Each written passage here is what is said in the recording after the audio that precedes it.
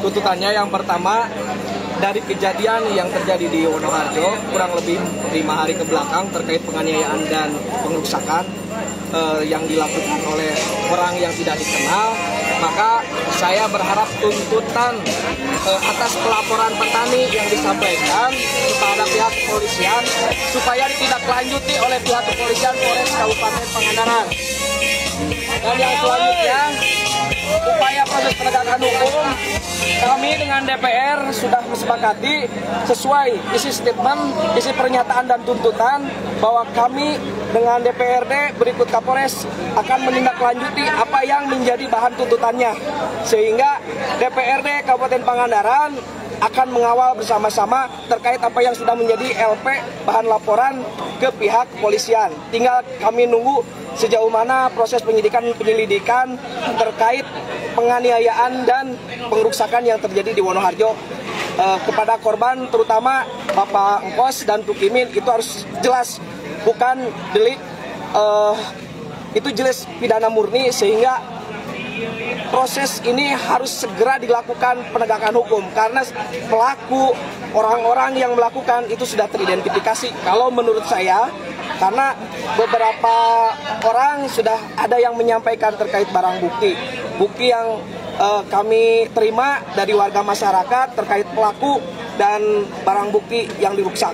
Itu kenapa sampai ada pengeroyokan? Dasarnya kenapa terjadi penganiayaan dan pengerusakan di wilayah tersebut itu terjadi sengketa agraria, konflik pertanahan, konflik agraria yang tidak ujung selesai dari tahun 2010 hingga sekarang, sehingga sudah belasan tahun. Dan di Wonoharjo itu, di hamparan Ekstatras, sudah berulang-ulang kali ada upaya kriminalisasi, upaya intimidasi sampai kekerasan, sampai penggusuran. Itu tidak ada upaya penyelesaian.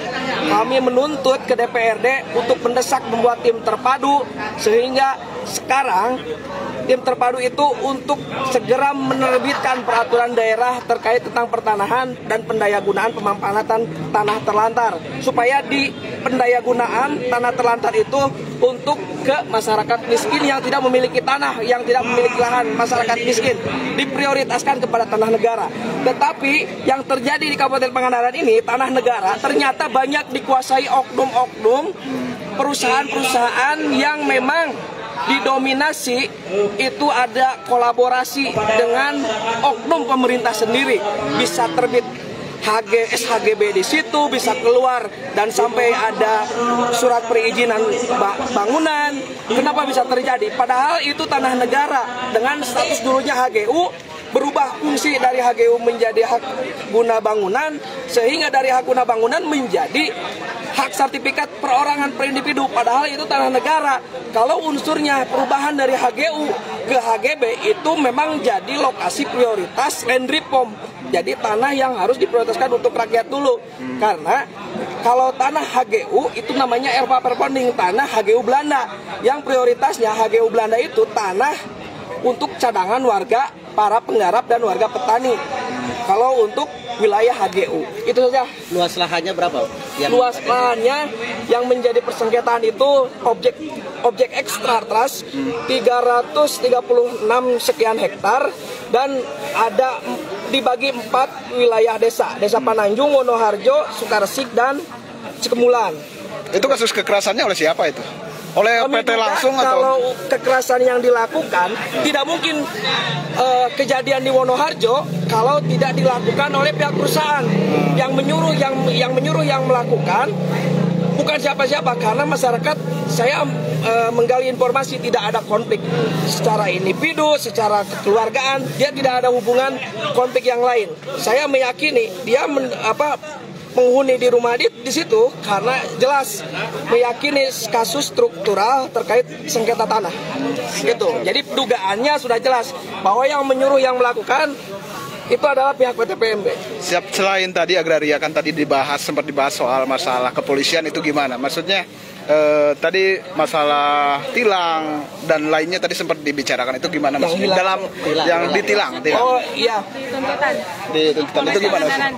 Untuk itu yang terkait laka lantas upaya penegakan hukum kami bukan mengikuti, tetapi intinya sebelum pemerintah ataupun pihak penegak hukum melakukan upaya penertiban lalu lintas, harus dilihat dulu perspektif sosialnya.